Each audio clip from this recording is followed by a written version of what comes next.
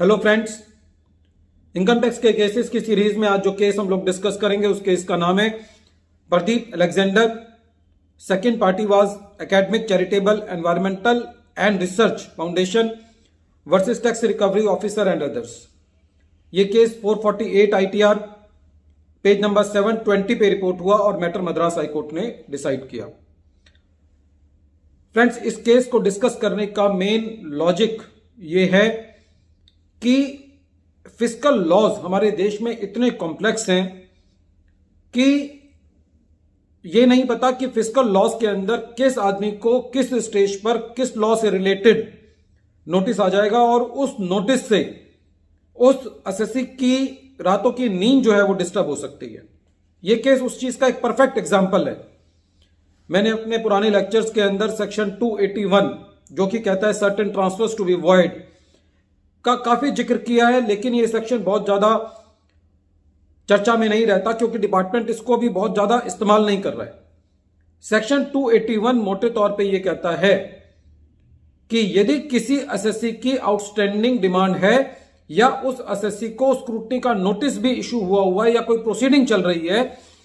और वो प्रोसीडिंग्स बाद में किसी डिमांड के अंदर कन्वर्ट हो जाती है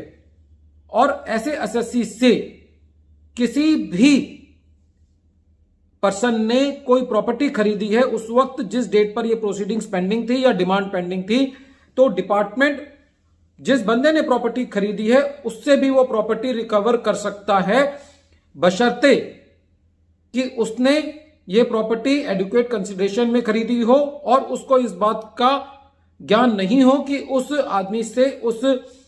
जिससे उसने ये प्रॉपर्टी खरीदी है उसके अगेंस्ट कोई प्रोसीडिंग तो नहीं चल रही या उसकी डिमांड तो पेंडिंग नहीं है।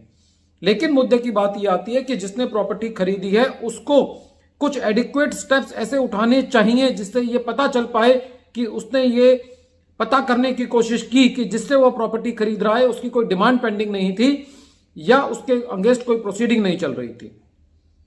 यदि हम पुराना टाइम देखें तो उसके अंदर यह पता करना बहुत मुश्किल था, लेकिन आज के टाइम पे यदि हम जिससे प्रॉपर्टी खरीद रहे हैं ये हमारी जिम्मेदारी बनती है कि हम उस बंदे का इनकम टैक्स पोर्टल से ये कहें कि भाई हमको ये निकाल के दे दे कि कोई प्रोसीडिंग पेंडिंग तो नहीं है या कोई आउटस्टैंडिंग डिमांड पेंडिंग तो नहीं है, या फिर हमको नो ड्यूज का सर्टिफिकेट डिपार्टमेंट से लाके दे, नो ऑब्जेक्शन ला करके दे। सेक्शन 281 में उसका भी सारा प्रोसीजर जो है वो दिया हुआ है। इस केस के अंदर जो आदमी ने रिट पिटीशन दायर की थी उसने वो प्रॉपर्टी 25 साल पहले खरीदी थी और जिससे प्रॉपर्टी खरीदी थी उसकी आउटस्टैंडिंग डिमांड थी। तो पेटिशनर को 25 साल बाद नोटिस आया कि आपकी प्रॉपर्टी अटैच है। वो हाईकोर्ट में रिट पिटीशन लेके गया, उसने कहा कि साहब मैंने ये प्रॉपर्टी 25 साल पहले खरीदी थी। तो क्या प्रश्न ये उठता है कि जो सेक्शन 281 को 25 साल पुरानी प्रॉपर्टी के लिए भी इन्वोक किया जा सकता है या नहीं किया जा सकता। तो इस केस में कोर्ट ने एक इनकम टैक्स के रूल की बात की 68B की, जो कि यह कहता है कि यदि किसी प्रॉपर्टी को अटैच किया गया, क्योंकि यह प्रॉपर्टी डिपार्टमेंट ने पहले ही अटैच कर दी थी लेकिन वो प्रॉपर्टी परचेज के बाद अटैच की थी। इसके अंदर जो मेन कंडीशन थी वो ये थी कि प्रॉपर्टी परचेज के बाद अटैच की थी लेकिन डिमांड उस दिन पेंडिंग थी। तो कोर्ट ने यह कहा कि रूल 68B ये कहता है कि यदि जब प्रॉपर्टी अटैच कर दी गई है तो आप उसको विद इन 7 ईयर्स जो है वो डिपार्टमेंट बेच सकता है। तो यदि आज आप उस पुरानी प्रॉपर्टी को जो अटैच की हुई है यदि आप उसको दोबारा फॉलो अप करते हो तो एक हैंडसम टाइम जो है वो निकल चुका है और 25 साल बाद अब आपका उसके ऊपर कोई अधिकार नहीं रह जाता। फ्रेंड्स, बहुत यूनिक केस है क्योंकि इसके अंदर 25 साल का टाइम था,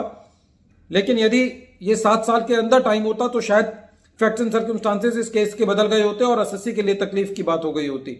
तो इस केस में के द्वारा मेरा ये मैसेज है लोगों को, चाहे वो एसएससी हो चाहे वो प्रोफेशनल हो, कि वो हर उस एसएससी को या कोई भी एसएससी जो कि प्रॉपर्टी खरीदने जा रहा है वो इस बात का ध्यान रखे कि जिससे वो प्रॉपर्टी खरीद रहा है उस आदमी की कोई आउटस्टैंडिंग डिमांड या उसके अगेंस्ट कोई प्रोसीडिंग तो पेंडिंग नहीं है। क्योंकि यदि वो प्रोसीडिंग बाद में भी इनकम टैक्स की लायबिलिटी के में क्रिएट हो गई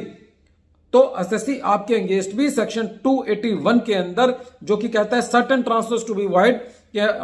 के तहत कार्रवाई कर सकता है। वीडियो के अंत में एक बार फिर मैं केस का नाम रिपीट कर रहा हूं। केस का नाम है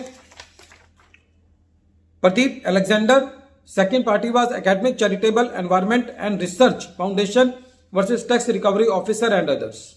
और ये केस 448 ITR पेज नंबर 720 पर रिपोर्ट हुआ। मैटर मद्रास हाई कोर्ट ने डिसाइड किया। Thank you friends.